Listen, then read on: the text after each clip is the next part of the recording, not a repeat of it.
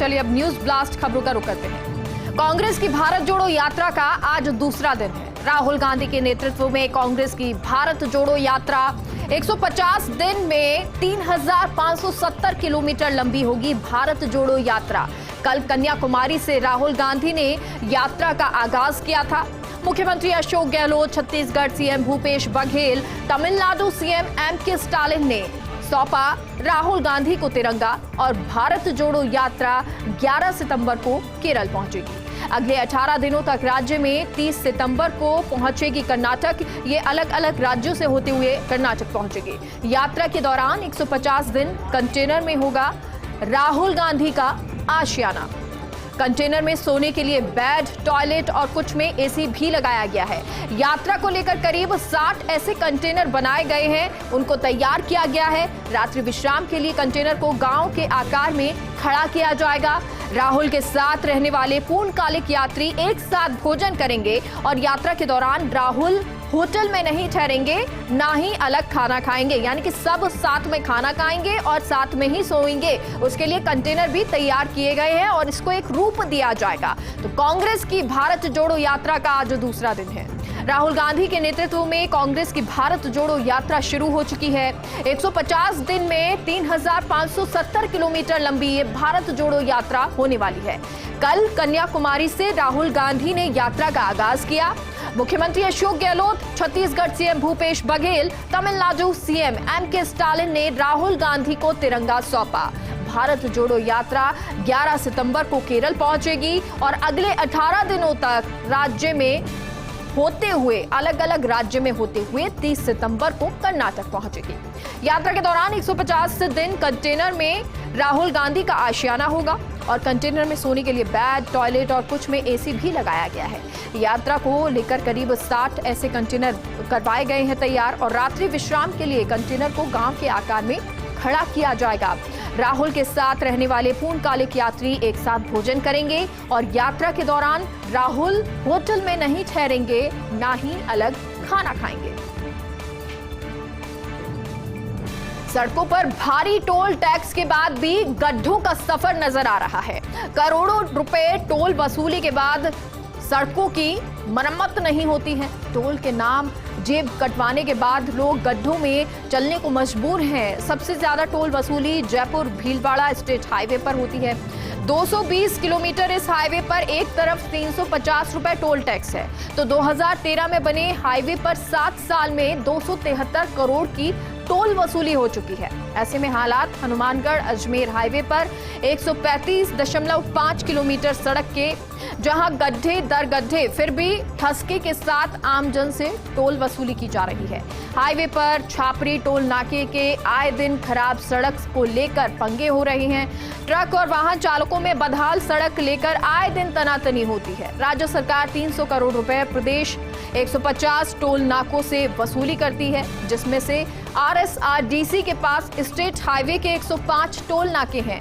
आमजन से मोटी वसूली के बावजूद लोगों को अच्छी सड़कें नहीं मिल रही। टूटी सड़कों को लेकर मुख्यमंत्री अशोक गहलोत भी गंभीरता जता चुके हैं। जोधपुर दौरे के दौरान लापरवाह अधिकारियों पर उन्होंने नाराजगी जताई। गहलोत सरकार की गुड गवर्नेंस, बजट घोषणाओं की क्रियान्विति पर सरकार का फोकस है। चिरंजीवी परिवारों की महिला मुखिया को जल्द स्मार्टफोन मिलेगा। इंटरनेट कनेक्टिविटी के साथ स्मार्टफोन देने की तैयारी की गई है। राज्य में 1 करोड़ 35 लाख महिलाओं को स्मार्टफोन दिया जाना है। 12,000 करोड़ रुपए की लागत से इस घोषणा को पूरा किया जाएगा। स्मार्टफोन की पहली खेप दीपावली के आसपास आना संभव है और ये माना जा रहा है कि दीपावली के आसपास ये पहली खेप स्मार्टफोन की आ जाएगी और वो जो महिलाएं हैं, महिला मुखिया, उनको मिलेगी।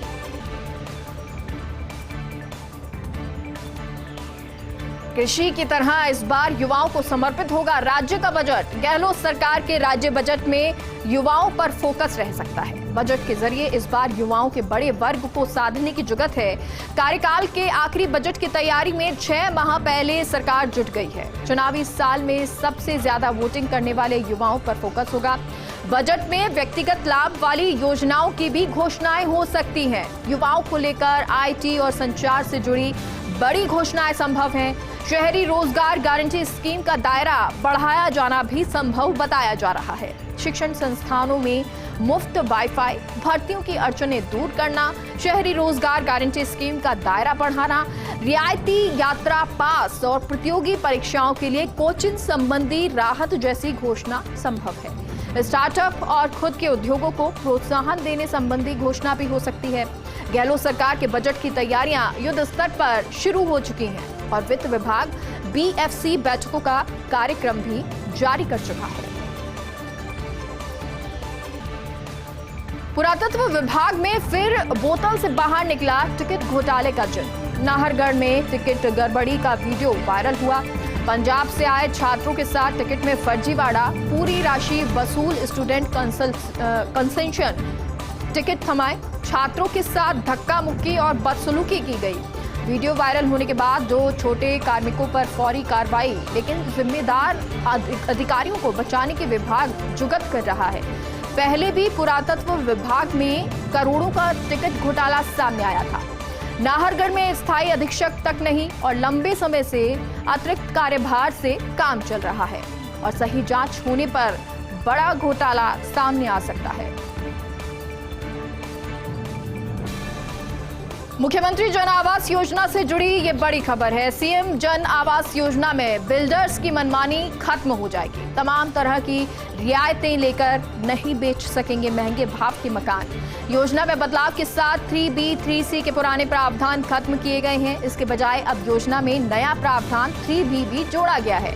अब नए प्रावधान में मकानों को बेचने की अधिकतम दर भी निर्धारित। बिल्डर अधिकतम 1850 प्रति वर्ग फीट के हिसाब से मकान को बेच सकेंगे। पहले इस तरह की कोई अधिकतम सीमा तय नहीं की गई थी निर्धारित, और इसके चलते बिल्डर आलीशान बंगले बनाकर मनमाफिक दाम में बेच रहे थे, जबकि विभिन्न प्रकार के शुल्कों में छूट का फायदा भी उठा रहे थे। और इसको लेकर बड़ी संख्या में शिकायतें सरकार तक पहुंची और इसके बाद सरकार ने इस पर लगाम लगाने के लिए ये बड़ा फैसला लिया।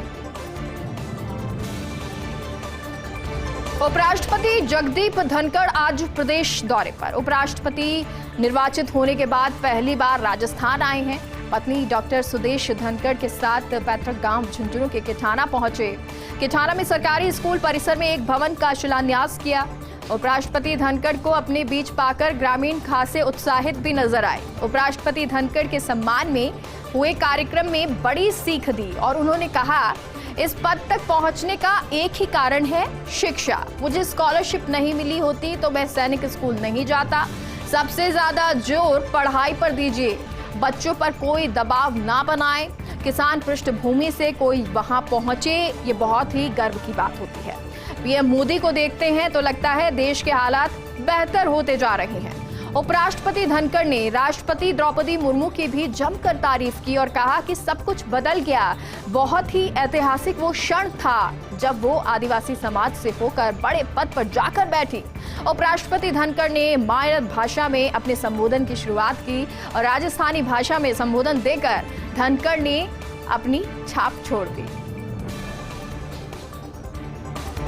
उपराष्ट्रपति जगदीप धनखड़ आज प्रदेश दौरे पर हैं। उपराष्ट्रपति निर्वाचित होने के बाद पहली बार राजस्थान आए हैं। पत्नी डॉक्टर सुदेश धनखड़ के साथ पैतृक गांव झुंझुनू के किठाना आए। किठाना में कार्यक्रम के बाद धनखड़ सालासर के लिए रवाना हुए। सालासर बालाजी मंदिर में दर्शन करेंगे और विशेष पूजा अर्चना की जाएगी।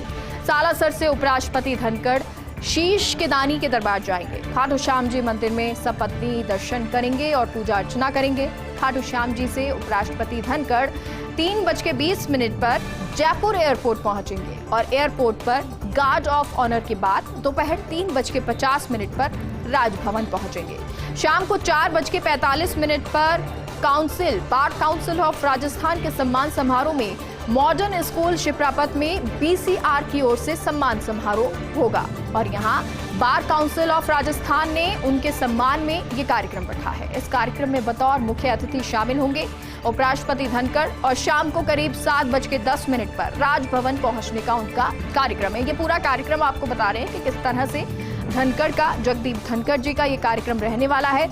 राजभवन से रात को 8:20 पर जयपुर एयरपोर्ट के लिए वो रवाना होंगे और रात को 8:45 पर वायुसेना के हेलीकॉप्टर से वापस दिल्ली के लिए रवाना हो जाएंगे। यानी कि 1 दिवसीय यह कार्यक्रम है और आज 45 पर वो एक बार फिर से दिल्ली के लिए रवाना होंगे।